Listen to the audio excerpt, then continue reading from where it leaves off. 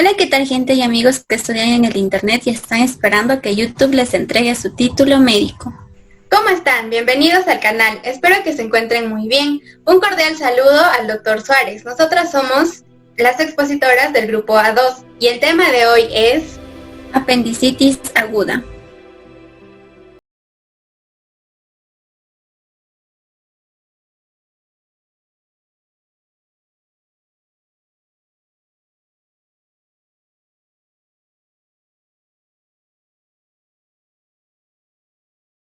Estamos definiendo qué es apendicitis. Apendicitis es la inflamación del apéndice secal o vermiforme. Inicia con una obstrucción de la luz apendicular. Esta va a ser la causa más común del abdomen agudo y de una intervención quirúrgica. Anatómicamente, el apéndice vermiforme es un divertículo verdadero del ciego. Es una estructura tubular. Su longitud promedio es de 91.2 milímetros en varones, 80.3 milímetros en mujeres. Tiene un diámetro de 7 a 8 micras y está localizado en la cara posterior del ciego a 1.7 centímetros de la válvula ileocecal. Va a presentar folículos linfoides y está fijada a la porción terminal del ciego en el mesoapéndice y en la base del ilion. Sus relaciones anatómicas son por debajo con el iliozoas, posteriormente se va a relacionar con el plexo lumbar y por la parte anterior con la pared abdominal. Esta va a estar irrigada por la arteria apendicular, que va a ser la rama final de la mesentérica superior. De acuerdo a su localización, el apéndice puede ser retrocecal, postilial, paracecal, subcecal, preilial y pélvica, siendo la retrocecal y la pélvica las más comunes. También decimos que es un divertículo verdadero porque va a tener presencia de las 4 túnicas, que son mucosa, submucosa, muscular y serosa.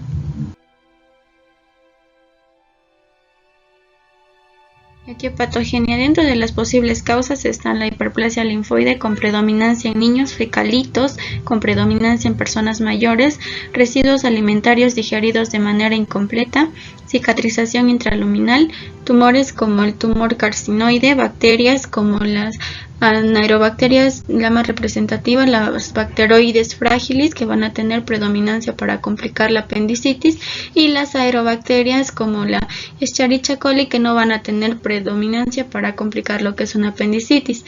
También va a haber presencia de parásitos. En el Perú los más comunes son las trichuria y enterovirus vermicularis como la oxyurus. También tenemos lo que es las enfermedades intestinales. El incremento de la progresión intraluminal va a ser dada por las causas ya mencionadas anteriormente. Estas provocan lo que son estasis y esta a su vez incrementa la proliferación bacteriana, isquemia, respuestas inflamatorias que van a provocar el edema tisular e infiltrado de neutrófilos. Este incremento también compromete lo que es el retorno venoso. Sabemos que la apendicitis es un proceso evolutivo, así que va a tener 4 estadios por los que pasa. El primer estadio es la apendicitis congestivo-catarral. En ella va a haber lo que es va a aumentar la presión intraluminal, que va a provocar lo que es la obstrucción venosa. También va a haber acúmulo de bacterias que van a desencadenar reacciones del tejido linfoide, produce lo que son exudados plasmoleucocitario denso y va a haber una presencia de edema y congestión serosa. La fase 2 es la apendicitis flemonosa o supurativa. Va a haber presencia de ulceraciones, va a haber invasión de enterobacterias, infiltración de leucocitos, neutrófilos y eosinófilos en todas las túnicas y se va a producir lo que es la difusión del contenido mucopurulento intraluminal hacia la cavidad libre. La tercera fase es la apendicitis gangrenosa o necrótica. La congestión más distensión del órgano, produce lo que es anoxia de los tejidos, va a haber más virulencia de las bacterias, va a incrementarse la flora anaeróbica, lo que va a conllevar a una necrosis total. Va a haber presencia de olor fecaloideo también. Y por último tenemos la apendicitis perforada, que es la perforación del apéndice. Esta va a provocar lo que es peritonitis, pero hay 2 formas en que se pueden evitar esto. Uno es mediante un plastrón apendicular y el otro es por el absceso apendicular. Si ninguno de estos bloqueos es suficiente, entonces se va a producir lo que es una peritonitis generalizada, siendo esta la complicación más severa de la apendicitis. Epidemiología. A nivel mundial, el riesgo de padecer esta enfermedad en varones es del 16.34% y en mujeres del 16.33%. No hay una diferencia notable. En el Perú, por ejemplo, en departamentos como Tumbes, Lima, Ica, Arequipa y Madre de Dios, sí va a haber una mayor incidencia, mientras que en departamentos como Loreto, Amazonas, Piura, Cerro de Pasco y Huánuco, Huancavelica y Puno, la incidencia de esta patología es menor.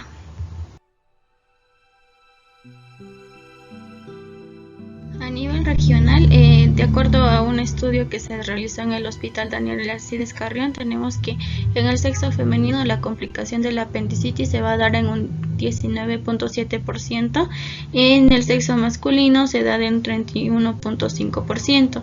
En personas que son menores a 31 años la complicación es de 31.5% y en personas mayores a 31 años es de 19.7%. Sin comorbilidades la complicación se da en 45.7% y con una o más comorbilidades se da de un 5.5%.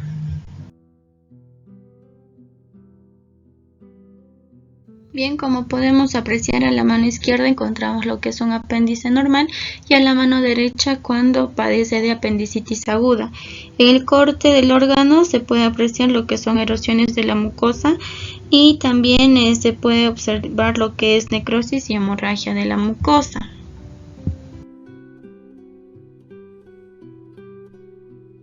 A la mano izquierda apreciamos lo que es un tejido sano de apéndice. El 1 representa la mucosa, el 2 la submucosa, el 3 la muscular, que va a ser circular interna y longitudinal externa, y por la 4 la serosa. A la mano derecha podemos apreciar lo que es ya un tejido patológico. El 1 representa la mucosa necrótica con destrucción y abundante cantidad de neutrófilos. El 2 representa lo que son los folículos linfoides con necrosis.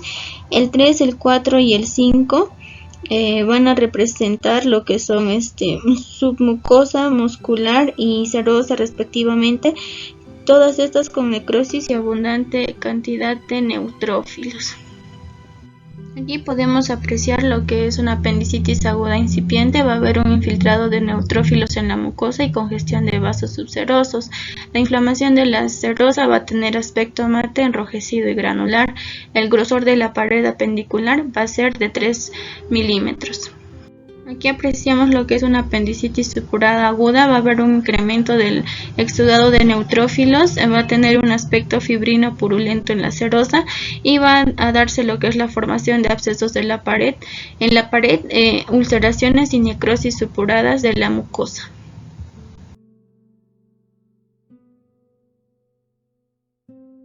Dentro de las manifestaciones clínicas que se presentan en la apendicitis aguda, el síntoma más frecuente es el dolor abdominal. Este dolor se da en forma repentina, por lo que generalmente los pacientes inician con un malestar epigástrico y periumbilical, debido a la obstrucción con distensión del lumen del apéndice. El dolor será gradual pero soportable, dura aproximadamente 6 horas, luego migra hacia el cuadrante inferior derecho. Este cambio de localización del dolor indica la formación de exudado alrededor del apéndice inflamado. Esta migración solo ocurre entre el 50 y 60% de pacientes con apendicitis aguda. Entre los síntomas menos frecuentes tenemos la anorexia o falta de apetito, náuseas, diarrea, aunque al inicio de la enfermedad se presenta estreñimiento y fiebre. La variación de los síntomas se da de acuerdo a la localización anatómica del apéndice. Por ejemplo, cuando el apéndice es retrocecal, el dolor puede ser en la región lumbar baja. Si la punta inflamada reposa a nivel del uréter, el dolor puede ser referido a la región inguinal, presentando incluso síntomas urinarios.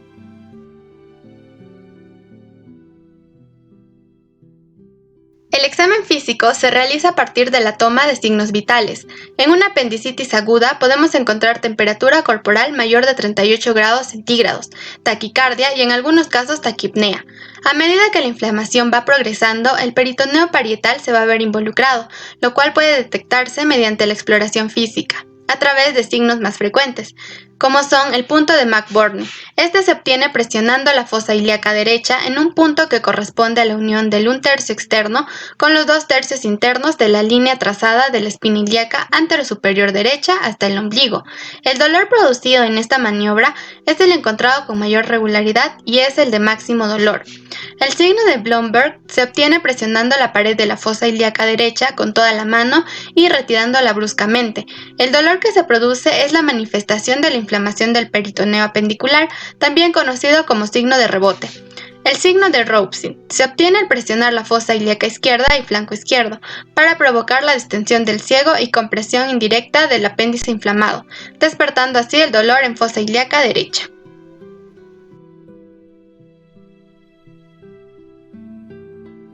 El diagnóstico de apendicitis aguda debe ser precoz y oportuno. Este puede ser hecho generalmente por el cuadro clínico, sin embargo, cuando es dudoso se necesita de exámenes auxiliares. Por ejemplo, el análisis de orina nos orienta en el diagnóstico diferencial con afecciones urinarias según hallazgos. La exploración física debe comprender todo el cuerpo para descartar cualquier otra patología como infección de las vías urinarias y litiasis renal. El análisis de sangre. En una apendicitis aguda se debe verificar si hay un número elevado de glóbulos blancos. El conteo leucocitario debe ser mayor de 10.000 células por milímetro cúbico y desviación a la izquierda, con proteína C reactiva mayor de 1,5 miligramos por litro, neutrofilia de 70-80% y desviación izquierda por encima de 5% de abastonados. Que el hemograma sea normal no significa que no haya apendicitis aguda. En las pruebas de diagnóstico por imágenes tenemos la radiografía abdominal, ecografía abdominal, tomografía computarizada y resonancia magnética.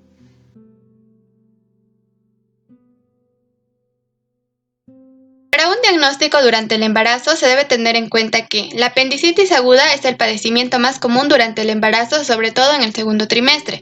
En todas las pacientes en edad fértil que presenten amenorrea y dolor abdominal en cuadrante derecho, se debe descartar gestación con prueba inmunológica de embarazo.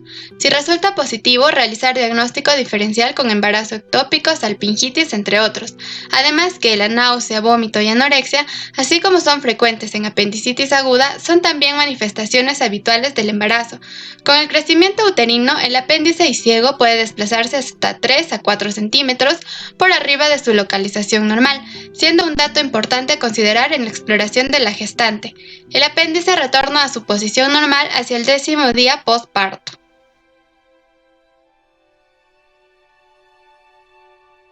En caso de diagnóstico en edad pediátrica, la mayor incidencia de apendicitis se presenta entre los 6 a 10 años y en el sexo masculino. La mortalidad es más frecuente en neonatos y lactantes por su dificultad diagnóstica. Esta se manifiesta igual, con dolor abdominal, náusea o vómito y fiebre, aunque en el paciente lactante el síntoma inicial suele ser diarrea.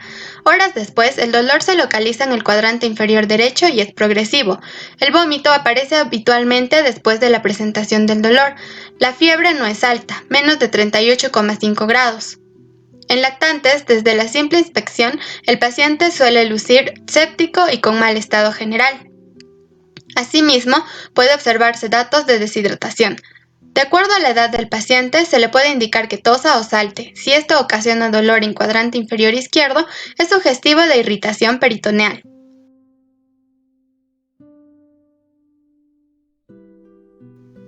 Para el diagnóstico se puede utilizar la escala de Alvarado. Este es un sistema de puntuación clínica. El puntaje tiene 6 ítems clínicos y 2 mediciones de laboratorio, con un total de 10 puntos, los cuales son: si presenta dolor migratorio hacia la fosa ilíaca derecha, 1 punto; si presenta anorexia, 1 punto; náusea o vómito, 1 punto; dolor ante la palpación en la fosa ilíaca derecha, 2 puntos; rebote positivo, 1 punto; temperatura mayor a 37,3 grados centígrados, 1 punto; leucocitosis, 2 puntos; y neutrofilia, 1 punto. De acuerdo al puntaje se tomará decisiones. Si el puntaje va de 0 a 3, significa bajo riesgo para apendicitis, pero podría regresar si no presenta mejoría. Si el puntaje va de 4 a 6, requiere hospitalización.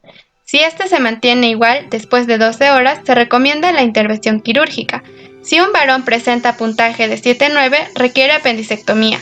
Mujeres no embarazadas con puntaje de 7 a 9 requieren laparoscopía diagnóstica.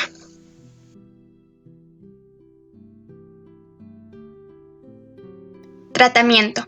La apendicitis aguda suele tratarse con cirugía y antibióticos.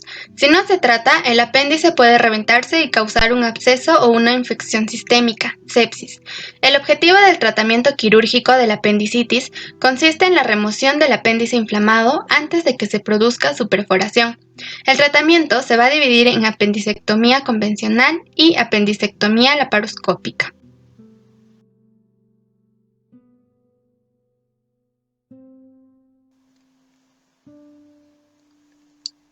En la apendicectomía convencional, el cirujano debe hacer una incisión aproximadamente de 2 a 4 pulgadas de largo, en el lado bajo derecho del abdomen. Corta a través de las capas de grasa y músculo hasta llegar al apéndice. El apéndice es entonces removido del intestino. El área se lava con un líquido estéril para disminuir el riesgo de una infección mayor. Comúnmente requiere el uso de anestesia general, pero en algunos casos es posible realizarla con anestesia espina. El área se cierra entonces con suturas o grapas.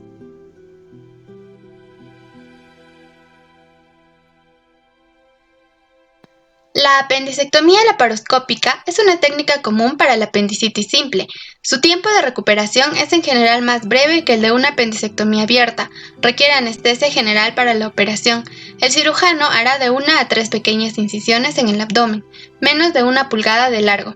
Un puerto se inserta dentro de una de las incisiones y se infla el abdomen con el gas llamado dióxido de carbono, para ver el apéndice con mayor facilidad.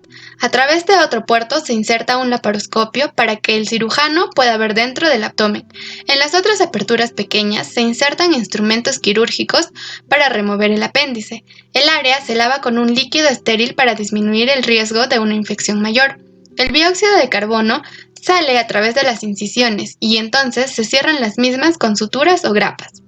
Puede que el cirujano comience el procedimiento con una técnica laparoscópica y luego necesite cambiar a una técnica abierta. Como conclusiones tenemos que la apendicitis aguda es la causa más común de abdomen agudo quirúrgico y la cirugía de urgencia médica más frecuente realizada en los hospitales. El factor etiológico predominante en la apendicitis aguda es la obstrucción de la luz, siendo los fecalitos y la hiperplasia linfoide la causa más común. El diagnóstico de apendicitis aguda es predominantemente clínico, siendo el modelo predictivo la escala de Alvarado, junto con técnicas de imagen, historia clínica completa, exploración física exhaustiva, como herramientas complementarias. El tratamiento correcto de la apendicitis aguda es la apendicectomía de urgencia, que puede realizarse a través de una cirugía abierta o laparoscópica. Hola a todos. Vamos a ver un caso de apendicitis aguda en varón de 8 años. Corte en fosa ilíaca derecha por debajo de los vasos epigástricos y el recto anterior del abdomen derecho y por encima de los vasos ilíacos. Observamos estructura tubular hipoecogénica no compresible. En la exploración también observamos un Bloomberg ecográfico positivo.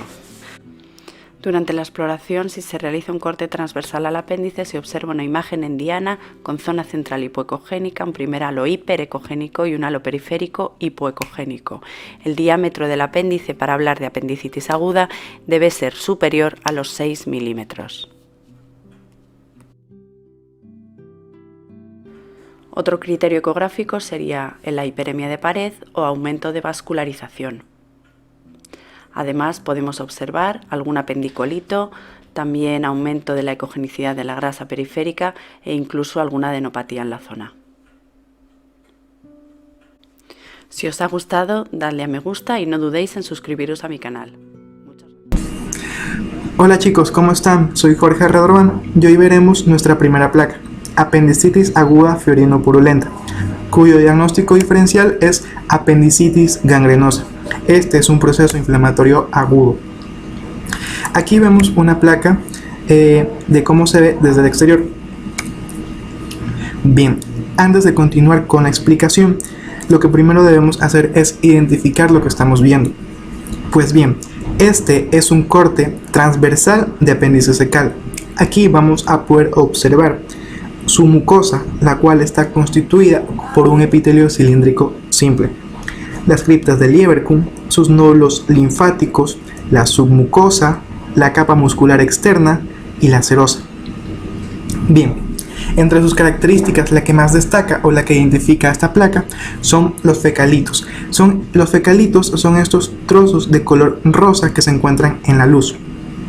A la vez, vamos a poder observar sus nódulos linfáticos hipertróficos, es decir, más grandes, con un centro germinativo activo, los cuales contienen macrófagos activos y le dan un color más claro en el centro de los nódulos linfáticos. Otras características que vamos a poder observar en esta placa son los vasos congestivos y dilatados, la erosión de la mucosa con la pérdida de la continuidad de la misma y el edema intersticial en su mucosa y capa muscular. Bien, ¿cómo identifico el edema? No solo en esta placa, sino en las que vienen. Bien, como recordarán, el edema es la extravasación o la salida de agua desde las células hacia el espacio intersticial.